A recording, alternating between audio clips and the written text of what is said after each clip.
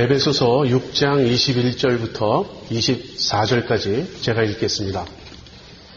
나의 사정 곧 내가 무엇을 하는지 너에게도 알게 하려 하노니 사랑을 받은 형제여 주 안에서 진실한 일꾼인 두기고가 모든 일을 너희에게 알게 하리라. 우리 사정을 알게 하고 또 너희 마음을 위로하게 하기 위하여 내가 특별히 저를 너희에게 보내었노라. 아버지 하나님과 주 예수 그리스도에게로부터 평안과 믿음을 겸한 사랑이 형제들에게 있을지어다. 우리 주 예수 그리스도를 변함없이 사랑하는 모든 자에게 은혜가 있을지어다.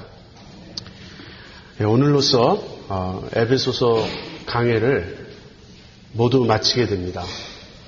그래서 오늘은 오늘 방금 읽은 본문을 중심으로 이 마지막 부분, 맺은말 부분을 우리가 살펴보고 그 후에 잠시 에베소서 전체를 다시 한번 정리해보는 그런 시간을 갖도록 하겠습니다. 보통 바울은 자신의 서신의 맨 마지막 부분, 맺은말에서 세 가지 정도의 내용을 이야기합니다. 첫 번째는 다시 지금까지 이야기해온 것을 마무리 지으면서 이것이 서신이고 편지이기 때문에 다시 개인적 형편을 이야기하는 것으로 돌아와요. 자기가 지금 어떻게 지내고 있다든지 하는.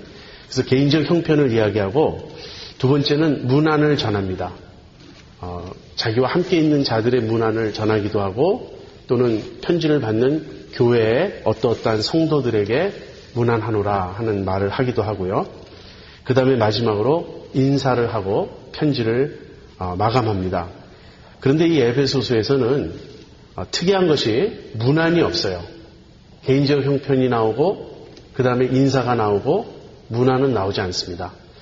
에베소서와 쌍둥이 서신이라고 불리는 골로새서를 보면 문안이 아주 길게 아주 거의 막 성경 한 장에 해당될 만큼 많은 양이 문안으로 나오는데 그것과 대조해서 상당히 특이한 그런 모습이라고 우리가 말할 수 있습니다. 왜 그럴까?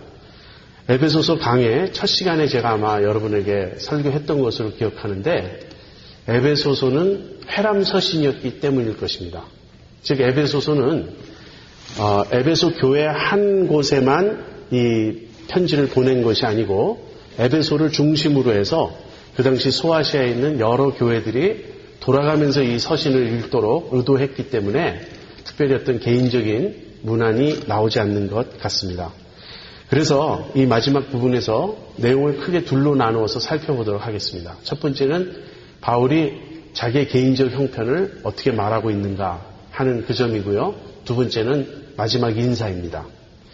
바울은 21절, 22절에서 자기의 개인적 형편에 대해서 말해요. 두기고를 보내서 내 사정을 너희들도 알게 하려 하노라 그렇게 말합니다. 여기 바울이 나의 사정이라고 말합니다. 곧 내가 무엇을 하는지. 여러분 바울이 지금 이 에베소서를 쓰고 있는 이 시점에 어떠한 상황에 처해 있느냐 하는 것이에요. 지난주 우리가 살펴본 본문이지만 지난주에는 사실 자세히 다루지 못했습니다. 바로 요 위에 19절, 20절에 바울의 현재의 모습이 나타나 있어요. 또 나를 위하여 구할 것은 내게 말씀을 주사 나로 입을 벌려 복음의 비밀을 담대히 알리게 하옵소서 할 것이니 이 일을 위하여 내가 쇠사슬에 매인 사신이 된 것은 나로 이 일에 당연히 할 말을 담대히 하게 하려 하심이니라. 무슨 말입니까? 바울은 지금 쇠사슬에 매여 있다는 거예요. 우리가 에베소서를 옥중서신이라고 부르죠. 즉 바울이 감옥에 갇힌 채 이 편지를 쓰고 있다는 것입니다. 근데 바울이 왜 감옥에 갇히게 되었을까요? 바울이 복음을 전하다 그렇게 됐어요. 근데 복음을 전하다가 이제 이 옥에 갇히게 된 바울이 지금 기도 부탁을 하는데 무엇을 부탁하냐면 내가 복음의 비밀을 담대히 전하게 해달라는 그것을 부탁하고 있어요. 여러분 감옥에 갇힌 자가 기도 부탁을 한다면 우선적으로 무엇을 말할 것 같습니까? 빨리 감옥에서 나가게 해달라. 그렇게 기도해달라. 부탁하든지 아니면 나는 억울하다. 나는 이 감옥에 갇힐 일을 하지 않았다. 그러므로 내가 이제 재판을 받게 되면 공정한 재판을 받을 수 있게 해달라. 또는 감옥에서 이러이러한 어려움이 있는데 이러한 어려움을 좀 해소시켜 달라고 기도해 달라. 뭐 이런 제목을 이야기할 것 같습니다. 근데 바울은 그런 이야기를 하지 않아요. 바울은 지금 자기가 감옥에 갇혀 있어서 억울하다든지 힘들고 어렵다든지 그런 이야기를 하지 않고 오직 그의 관심은 어디에 쏠려 있냐면 복음에 쏠려 있어요. 내가 비록 감옥에 갇혀 있지만 나로 하여금 입을 벌려 복음의 비밀을 담대히 알리게 하옵소서. 그걸 기도해 달라. 바울이 그렇게 말하고 있습니다. 여러분, 디모데 후서 2장 9절에서 바울은 비슷한 이야기를 합니다. 복음을 인하여 내가 죄인과 같이 매이는 데까지 고난을 받았으나 하나님의 말씀은 매이지 아니하니라. 무슨 이야기냐면 바울이 디모데 후서를 쓸 때에도 또 옥에 갇혀 있었어요. 많은 학자들은 이 에베소서를 쓸 때와 디모데 후서를 쓸 때 사이에 바울이 잠시 감옥에서 노연한 시기가 있었다. 그렇게 봅니다. 그래서 에베소서를 쓸 때도 옥에 갇혀 있었는데 그 후에 풀려나서 다시 좀 자신이 원하는 대로 복음을 전하는 그런 활동을 했어요. 그러다가 두 번째로 옥에 갇혔던 상황이 이제 디모데 후서를 쓸 때예요. 근데 그때도 바울은 이렇게 말해요. 내가 죄인과 같이 옥에 갇혔지만 하나님의 말씀은 매이지 아니하니라. 복음을 전하는 나는 옥에 갇혀 있지만 내가 전한 그 복음, 내가 전한 하나님의 말씀은 계속 왕성해서 전파되고 퍼져나가고 있다. 그 얘기를 한 것입니다. 바울의 초미의 관심은 오직 복음에 있었어요. 그리고 끝내 바울은 이 복음을 위하여 목숨을 잃습니다. 제가 여러분에게 이 본문을 설명하면서 도전하고 싶은 내용은 이것이에요. 여러분에게는 개인적인 안위보다 더 소중한 목적이나 가치가 있습니까? 하는 것입니다. 여러분이 옥에 갇혔다 할지라도 옥에 갇혀 있는 그 억울하고 힘든 형편이 문제가 아니라 왜 옥에 갇혔는지, 그 옥에 갇히게 된 1차적인 이유였던 그 복음 전파가 여러분에게 더 소중하다고 바울처럼 고백할 수 있겠느냐 하는 것입니다.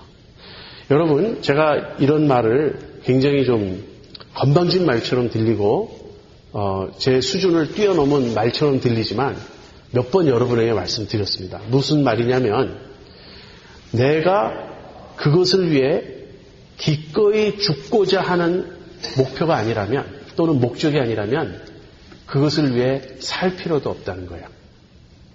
내가 그것을 위해 기꺼이 죽을 수 있는 어떤 그런 가치, 그런 목적이 아니라면 나는 그것을 위해서 살 필요도 없습니다.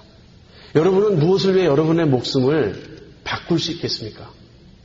여러분은 무엇을 위해서 여러분의 삶 전체를 투자할 수 있겠습니까?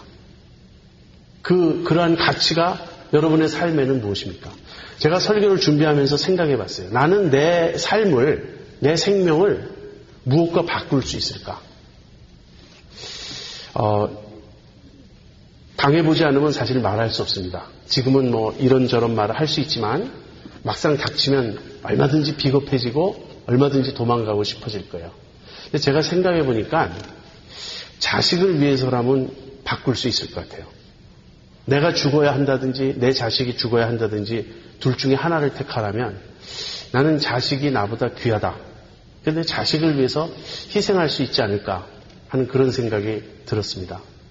그런데 주님은 우리에게 이렇게 말씀하셨어요. 나보다 부모나 형제나 처자를 더 사랑하는 자는 내게 합당하지 않다.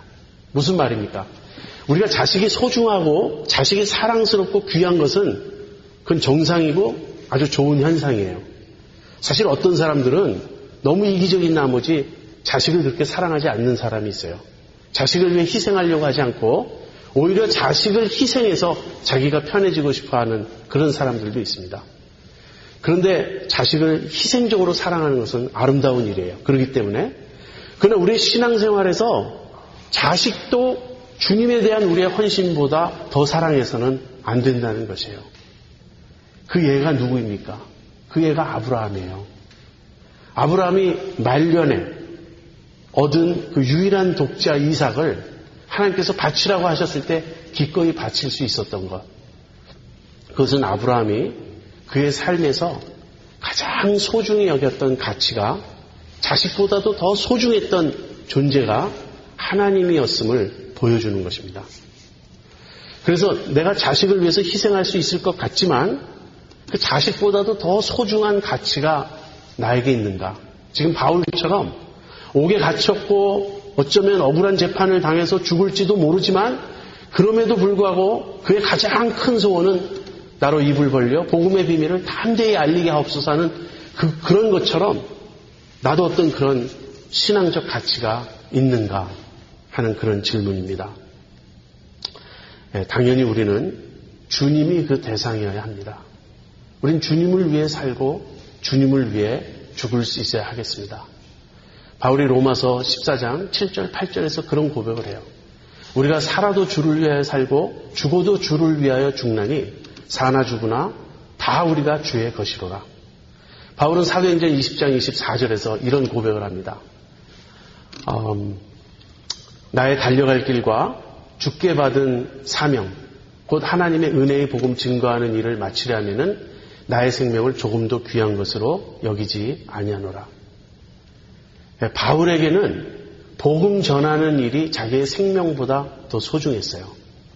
그리고 바울은 사도로서 특별히 그 말을 하기는 했지만 모든 그리스도인이 주님을 위해 살고 주님을 위해 죽어야 한다고 우리에게 가르칩니다. 여러분, 그래서 지금 바울이 나의 사정, 내가 옥에 갇혀 있는 이 현실을 두기고가 너희에게 설명할 것이다. 그래, 두기고의 말을 들어봐라. 내가 지금 원하는 것은 옥중 생활이 불편해서 불평하는 것도 아니고 편하고 싶어 한다는 것도 아니고 빨리 놓여놨으면 좋겠다는 것, 그런 것 아니고 내 마음의 소원은 나는 비록 옥에 갇혀 있지만 복음이 담대히 전파되는 그것이다. 두기고가 그것을 너희에게 전할 것이다. 지금 그렇게 말하고 있어요. 자, 이것이 바울의 사정입니다. 여러분, 우린 지금 바울보다 훨씬 좋은 형편에서 살고 있죠. 우리는 아무도 옥에 갇혀 있지 않습니다. 그러나 우리의 마음은 바울처럼 무엇인가 사로잡혀 있어야 돼요. 우리의 심령은 우리도 여전히 바울처럼 그리스도에게 매인 자, 그리스도에게 사로잡힌 자가 되어 있어야 한다는 거예요. 그래서 우리의 소원은 편하게 사는 것이 아닙니다. 잘 사는 것이 아닙니다. 우리의 소원은 주님 뜻대로 사는 것입니다. 그것이어야 하겠습니다. 그다음에 두 번째, 바울은 두기고를 보낸다, 그렇게 이야기를 해요. 바울이 감옥에 갇혀 있으니까 당연히 자기가 못 가죠. 그러니까 사람을 대신 보내요. 그 사람이 누구냐면 두기고인데, 두기고에 대해서 이렇게 설명해요. 그는 사랑을 받은 형제요 주 안에서 진실한 일꾼이다. 여러분, 우리는 모두 사랑을 받은 형제죠. 또는 자매죠. 여기까지는 예수 믿으면 자동적으로 되는 거예요. 예수 믿는 사람은 누구나 사랑을 받은 형제요 자매인 것입니다. 그런데 우리 자신에게 그러면서 동시에 주 안에서 진실한 일꾼이라고 나를 부를 수 있겠나 한번 여러분 생각해 보십시오. 나는 주 안에서 사랑받는 형제입니다. 이것은 참 아름다운 일입니다. 우리 같이 믿음의 식구가 되었다는 거예요. 근데 믿음의 식구가 되어서만 족하지 않습니다. 지금 바울이 예수 믿는 사람이면 누구나에게 이 일을 부탁할 수 없어요. 당신이 나 대신 이 편지를 가지고 좀 에베소 교회 또 소아시아의 교회들에게 전해 주십시오. 단지 형제이기 때문에 부탁할 수 있는 것이 아닙니다. 그가 진실한 일꾼이기 때문에. 여러분, 진실한 일꾼이 필요합니다. 지금 우리에게 필요한 것은요, 구원의 확신을 가지고 정말 열심히 교회 생활하는 어떤 자기 신앙생활에 충실한 그런 사람이 아니에요. 그거는 기본입니다. 그걸 뛰어넘어서 이제는 내가 주님을 위해 일하겠습니다. 주님을 위해서 수고하겠습니다. 주님을 위해서 힘들고 불편한 것도 제가 감수하겠습니다. 나에게 이 일을 맡겨주십시오. 이렇게 자원하고 나설 수 있는 일꾼이 있어야 되겠습니다. 여러분은 주 안에서 진실한 일꾼입니까? 주님께서 우리를 쓰시고자 할 때 제가 여기 있습니다. 저를 보내주십시오. 이렇게 응답할 수 있습니까? 바울이 빌립보서에서 또 다른 그런 사람을 소개해요. 그가 디모데입니다. 빌립보서 2장 19절에서 22절에 바울이 디모데를 이렇게 설명해요. 내가 디모데를 속히 너희에게 보내기를 주 안에서 바람은 너희 사정을 알므로 안위를 받으려 함이니 이는 뜻을 같이하여 너희 사정을 진실히 생각할 자가 이밖에 내게 없음이라. 저희가 다 자기 일을 구하고 그리스도 예수의 일을 구하지 아니하되 디모데 연단을 너희가 안 하니 자식이 아베에게 함같이 나와 함께 복음을 위하여 수고하였느니라. 빌립보서도 바울이 감옥에서 쓴 서신이에요. 빌립보 교회가 바울에게 헌금을 보내왔습니다. 그래서 그 헌금을 받고 감사하면서 감사의 편지를 이제 써서 보내는데 누구에게 보내냐면 디모데를 통해서 보내는 거예요. 근데 디모데는 어떤 사람이었는가? 그는 정말 뜻을 같이하여 나와 똑같은 심정, 나와 똑같은 마음으로 너희를 진실히 생각할 사람이다. 디모데 외에는 그런 사람이 나에게 없다. 바울 주변에 여러 믿는 자들이 있었어요. 그러나 바울이 누구를 보낼까 생각해 보니까 디모데밖에는 보낼 사람이 없어요. 왜? 저희가 다 자기의 일을 구하고 그리스도 예수의 일을 구하지 아니하되 디모데는 그렇지 않다는 거예요. 디모데는 어떤 사람이었냐면 자기 일보다도 항상 주님의 일을 먼저 내세우는 사람이었어요. 그래서 바울과 함께 기꺼이 복음을 위하여 고난받고자 했던 사람입니다. 그런 사람이 디모데요, 그런 사람이 두기고였어요. 여러분, 바울이 또는 주님이 지금 사람을 필요로 합니다. 주님의 심정을 가지고, 주님의 사랑을 가지고, 주님의 그 뜻을 전달할 일꾼을 필요로 해요. 누가 주님의 일꾼이 될 수 있습니까? 그것은 주님과 같은 마음을 품은 사람, 주님이 염려하시는 것을 염려하고, 주님이 귀하게 여기시는 것을 귀하게 여기고, 주님이 안타까워하시는 것을 함께 안타까워할 수 있는 주님과 같은 마음을 품은 자예요. 저희가 다 자기의 일을 구하고 그리스도 예수의 일을 구하지 아니하되, 제가 오래전에 빌립보서를 이제 빌립보서에 아직 익숙해지기 전에 빌립보서를 이렇게 처음 공부하고 그러면서 이 구절을 대했을 때 제가 많은 감동을 느끼고 마음의 찔림을 받았던 것을 제가 기억합니다. 여러분, 겉으로 우리가 교회 일 할 수 있고 주님의 일 할 수 있어요. 그러나 많은 경우 우리가 명분으로 내세우는 주님의 일이 주님의 일이 아닙니다. 우리 일이에요. 내 명예를 드러내고 내가 인정받고 싶어하고 내 뜻과 어떤 내 계획을 실천하는 나의 일일 경우가 너무 많습니다. 그래서 우리는 주님의 일을 하지 않아요. 좀처럼 교회 봉사를 굉장히 열심히 하는 사람도 어느 순간인가 그런 모습이 드러날 수 있어요. 저 사람이 지금까지 열심을 낸 것은 과연 주님의 일을 하기 위함이었나? 아니면 자신의 어떤 개인적인 목표를 위함이었나? 여러분, 지금 바울이 자기를 이야기합니다. 바울이 자기를 이야기할 때는 나의 사정, 곧 내가 무엇을 하는지 그 점을 이야기했어요. 그리고 그 점은 복음을 위해 고난받고 있는 모습이었어요. 그 나의 사정을 너에게 알게 할 사람이 있다. 두기고다. 근데 두기고는 어떤 사람입니까? 두기고는 주 안에서 진실한 일꾼이었어요. 자, 그래서 우리가 기억해야 될 것은 이 맺은 말에서 우리가 배우는 교훈은 바울처럼 두기고처럼 우리 자신의 어떤 이기적인 자기중심적인 그러한 삶의 목표에 매이지 말고 주님의 일에 힘쓰는 자들이 되자 하는 것입니다. 주님이 우리를 사랑하세요. 얼마나 사랑하시냐면 자기를 희생하면서까지 사랑하셨어요. 그 사랑을 받았습니다, 우리가. 그래서 우리는 사람에게 인정 안 받아도 돼요. 우리가 현실을 또는 이 실상을 더 깊이 알면 할수록 사람들에게 인정받는다는 것이 얼마나 하찮고 가치 없는 일인지를 알게 됩니다. 그건 정말 허무한 것이고 덧없는 것이에요. 주님이 나를 사랑하시는데, 주님이 나를 인정하시는데 왜 내가 사람에게 인정받아야 되고 전전긍긍해야 합니까? 또 물질을 확보함으로 내 삶의 안정을 꾀하겠다고 하는 그 사고방식도 너무나 허무한 생각이에요. 여러분, 우리 주변에 그런 사람 참 많죠. 재물을 많이 모아두었지만 뜻하지 않은 질병이나 사고로 빨리 이 세상을 떠나게 되는 사람들. 왜 그런 모습을 보면서도 우리는 똑같은 전철을 밟고자 하나요? 재물을 의지하지 마세요.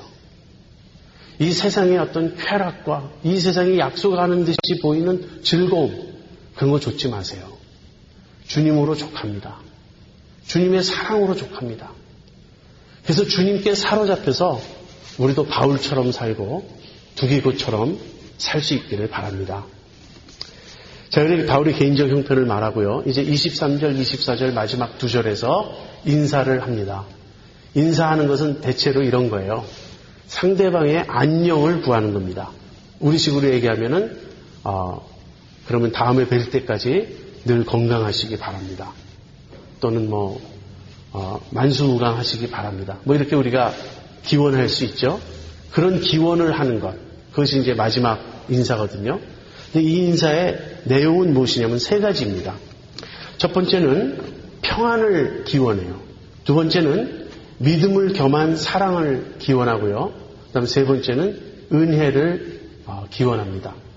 여러분이 평화와 그 다음에 은혜, 제일 처음에 평안이 나오고 마지막으로 은혜가 나오는데 에베소서의 제일 처음 앞으로 가보면 은혜와 평화가 나오죠. 그래서 은혜와 평화가 에베소서의 초두에도 나오고 말미에도 나오고 있어요. 은혜와 평화는 무엇인가?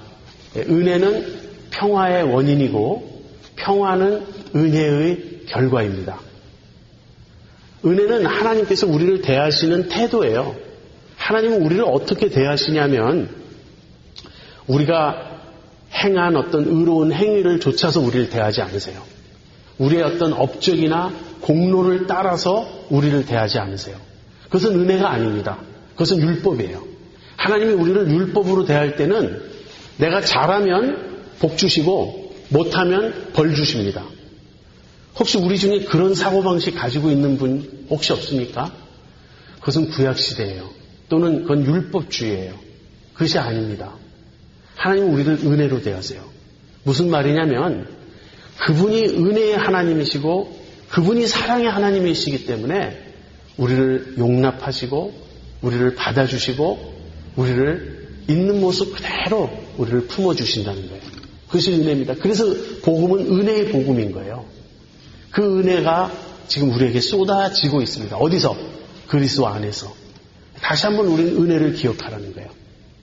두 번째, 이 은혜의 결과는 무엇입니까? 그것은 평화입니다. 이 평화는 양면성이 있어요. 이 평화는 환경이 안정된 것을 의미하지 않아요. 바울 자신이 지금 옥에 갇혀 있잖아요. 근데 바울은 평화로 충만합니다. 이것은 환경적 평화를 말하는 게 아니에요. 아무 사고도 나지 않고 아이들도 말썽 부리지 않고 다 잘 자라고 사업도 잘 되고 건강도 잃지 않고 모든 것이 다 잘 되기를 바랍니다. 그런 어떤 동양적인 인사에 의한 만수무강, 안녕 그런 걸 기원하는 게 아니에요. 이 평화는 관계적인 개념입니다. 은혜의 결과로 첫째는 우리가 하나님과 화목한 관계 속에서 살아가는 거예요. 더 이상 하나님이 나를 대하실 때 진노하시는 심판자가 아니시라는 거예요. 하나님이 나를 대하실 때 무한한 사랑과 자비로 품어주시는 아버지시라는 거예요. 그것이 평화입니다. 하나님과 화목한 사람은 그 평화를 누려요. 그리고 이 평화는 수평적입니다. 그렇기 때문에 나는 다른 사람들과 평화해요. 물론 다른 사람이 나를 대적할 때가 있습니다. 그래서 할 수 있거든. 다시 말하면 그것이 너에게 달렸거든 모든 사람으로 더불어 평화하라. 바울은 그렇게 말하죠. 그래서 은혜와 평화를 기원합니다. 하나님이 베푸시는 그리스도 안에서 우리에게 거저 주시는 그 은혜를 우리가 받고 누림으로써 이제는 하나님과 화목하고 이웃과 평화한 그러한 삶을 바울은 기원하고 있습니다. 그런데 그 중간에 그 에베소서의 초두에 나오지 않은 한 단어가 들어가 있는 거예요. 뭐냐면 믿음을 겸한 사랑. 여러분 여기서는 믿음을 겸한 사랑이라는 표현이 나오고요. 갈라디아서에서는 사랑으로 역사하는 믿음이라는 표현이 나와요. 그러니까 두 개가 똑같은 두 단어가 쓰이면서 구조가 다르죠. 갈라디아서에서는 할례나 무할례가 아무 소용이 없고 사랑으로 역사하는 믿음뿐이니라 그렇게 말해요. 그러니까 거기서는 무엇이 강조가 되냐면 믿음이 강조가 되고 있어요. 갈라디아서에서는. 근데 그 믿음은 어떤 믿음이냐면 사랑으로 드러나는 것이다. 이렇게 표현하는 거예요. 근데 여기 에베소서에서는 믿음을 겸한 사랑이라고 말하고 있습니다. 여기서는 무엇이 강조됩니까? 사랑이 강조돼요. 근데 그 사랑은 어떻게 오는 것인가? 믿음을 통해서 오는 것이다. 결국 같은 말입니다. 믿음과 사랑을 말하고 있어요. 여기서 믿음과 사랑은 누구의 것입니까? 우리의 것이에요. 하나님이 우리를 위해서 믿어주시고 우리를 위해서 사랑해 주신다는 뜻이 아니라 그 은혜와 평화 속에서 이제는 우리가 믿음으로 살고 사랑으로 살아야 한다는 것입니다. 이게 그냥 형식적인 인사말이 아니에요. 우린 사실 형식적으로 인사할 때가 많이 있죠. 편지 쓰고 마무리 지을 때 남들이 다 그렇게 쓰니까 그래서 우리도 그렇게 편지를 씁니다. 앞부분에서도 요즘에 그렇게 쓰는 분 없지만 옛날에는 기체의 일양 만강하옵시며 무슨 뜻인지도 잘 모르고 아무튼 어려운 말 막 그렇게 썼어요. 그런데 그런 형식적인 인사가 아니라 이 바울의 이 기원은 에베소 성도들을 향한 바울 중심에서의 목자로서의 애정의 표현이에요. 너희가 정말 이랬으면 좋겠다. 자, 그 다음에 이 인사의 원천, 바울이 평안을 빌고 믿음을 겸한 사랑을 빌고 은혜를 비는데 이것은 어디서 오는가? 거기 보면 아버지 하나님과 주 예수 그리스도에게로 옵니다. 주 예수 그리스도로부터 하나님과 그리스도로부터 이것들이 오고요. 그 다음에 이것을 받는 대상은 누구인가? 물론 지금 편지의 대상인 에베소 성도들, 소아시아 교회의 성도들이에요.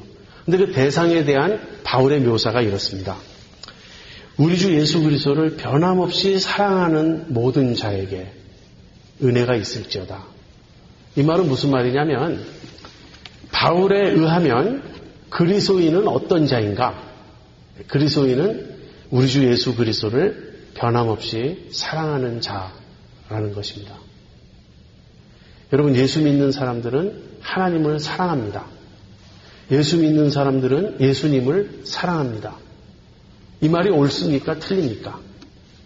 너무 당연하지 않습니까? 근데 요즘은 좀 당연하지 않아요. 꼭 이런 토를 답니다. 하나님 사랑하지 않으면 어떡하나요? 그럼 내 구원을 잃어버리나요? 내가 예수님 사랑하지 않으면 어떡하나요? 그럼 내 구원 잃어버리나요? 믿음으로 구원 얻는다고 하지 않았습니까? 왜 거기다 이런 행위를 덧붙여야 됩니까? 그것은 믿음에 대한 오해입니다. 우리가 예수님을 믿는다, 하나님을 믿는다라는 말을 다른 말로 하면요.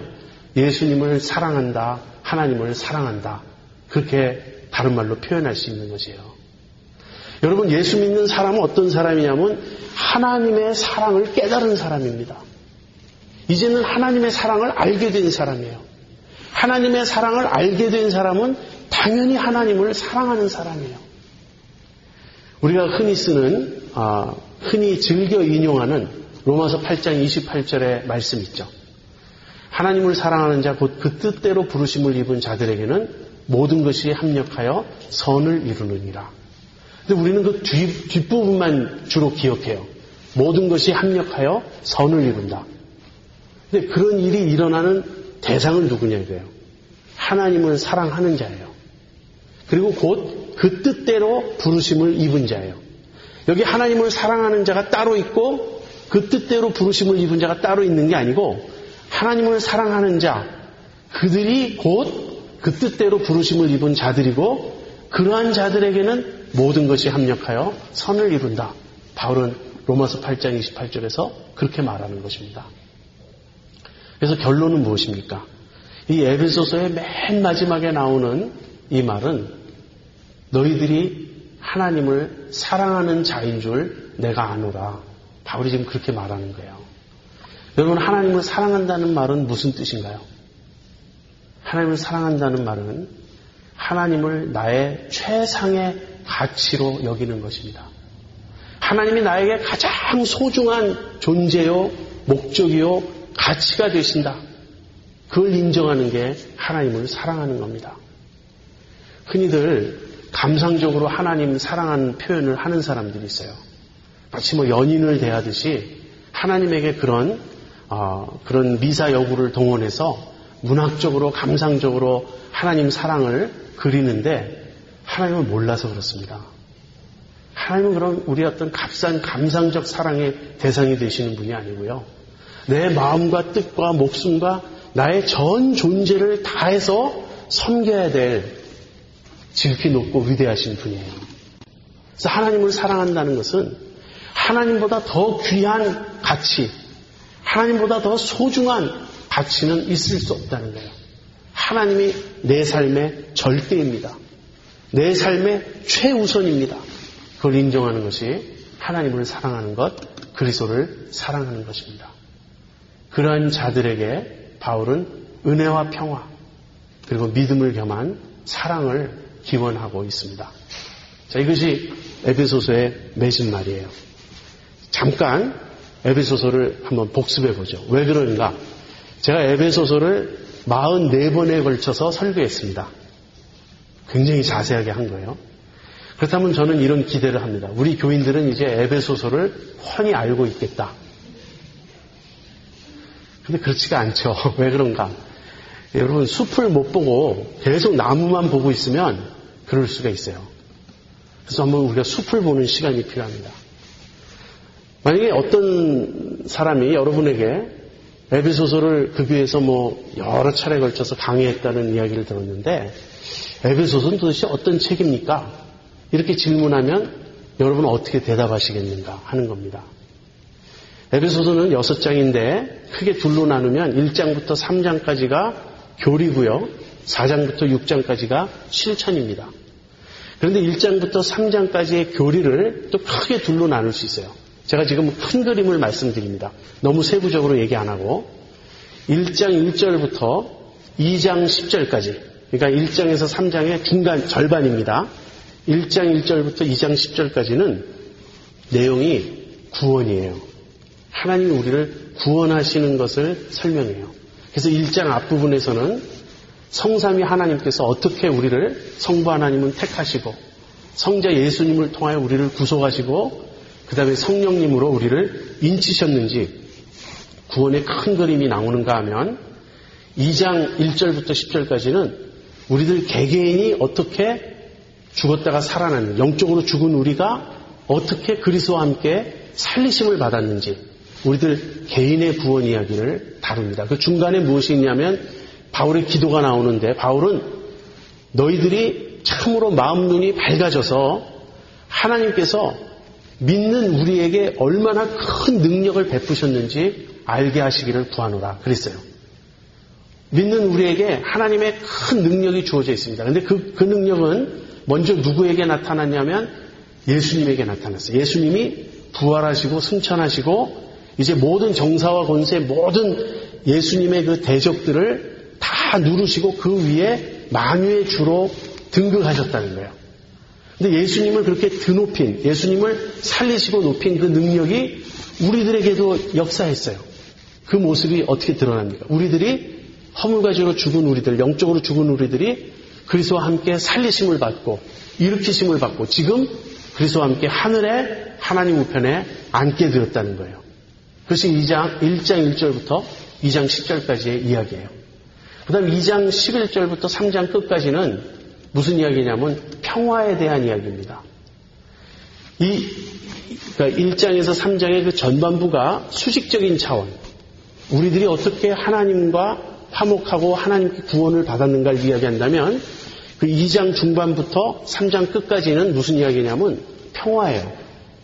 그리스도 안에서 유대인과 이방인이 하나가 되었고 그래서 하나의 성전이 되었고 함께 그리스도 안에서 자라간다. 그것을 3장에서는 바울이 자기가 깨달은 비밀의 계시다. 그렇게 말하고 있습니다. 그래서 1장부터 3장까지는 구원을 말하는데 교리인데 그 형식은 무엇이냐면 찬송과 기도입니다. 찬송과 기도 속에 바울이 그걸 담고 있고요. 그 내용은 구원인데 좀 더 구분해서 말한다면 하나님과 우리의 관계에서 일어나는 수직적 구원과 그 다음에 믿는 우리들이 하나가 되는 수평적 평화가 포함된다는 거예요. 자, 그 다음에 4장부터 6장은 실천입니다. 이 실천은 4장 1절부터 16절까지 몸 안에서의 삶, 그리스도인의 삶은 교회 안에서 함께 몸을 이루면서 사는 것이다. 4장 17절부터 5장 21절까지는 거룩한 삶입니다.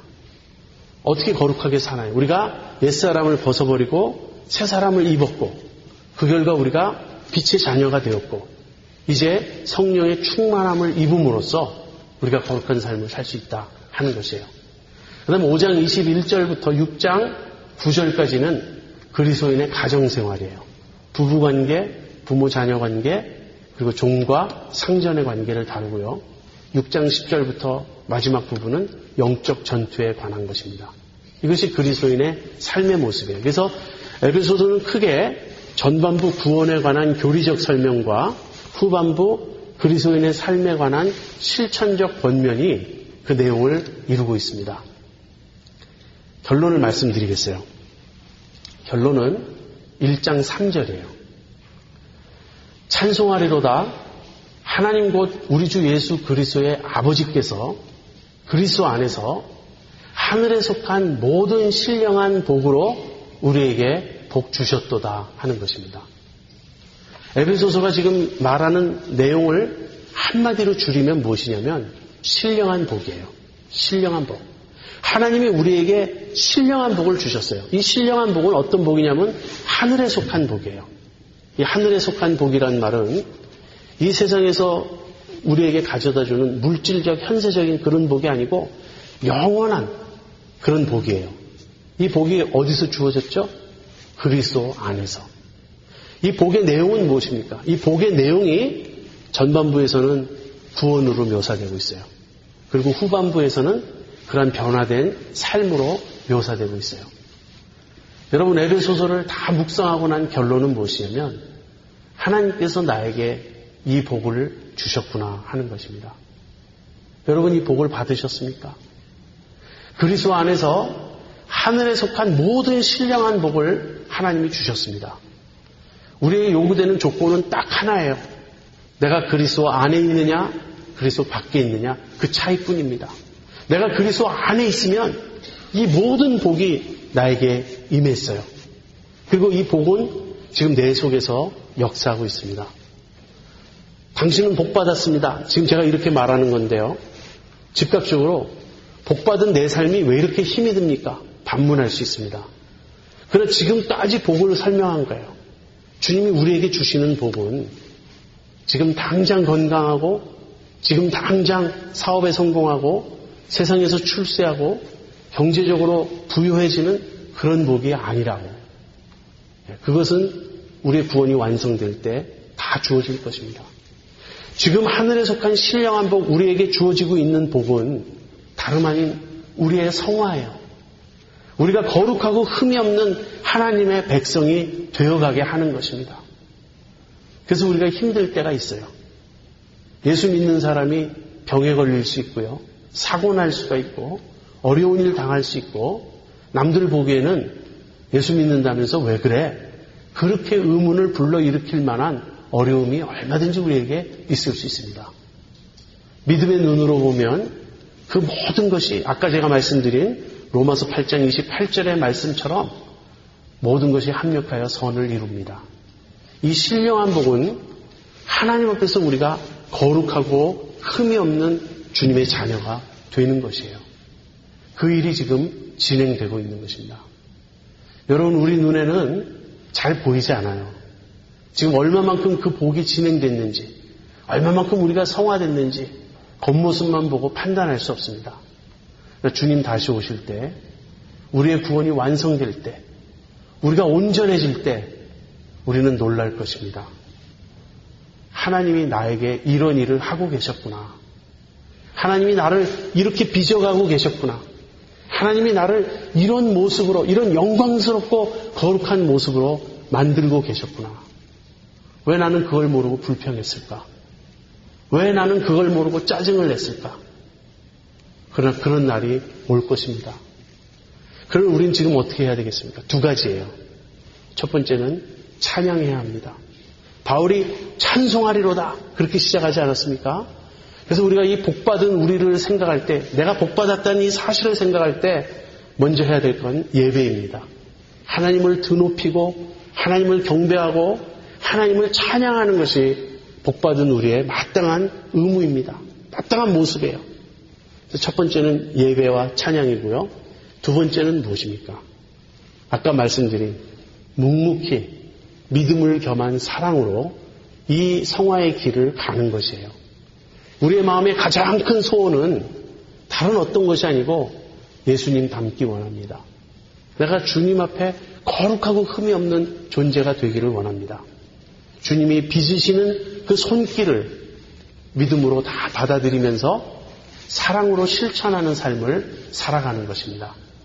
그래서 하나님을 찬양하고 예배하면서 우리 주변의 이웃들을 사랑으로 섬기면서 성화의 길을 가는 여러분과 제가 되기를 바랍니다.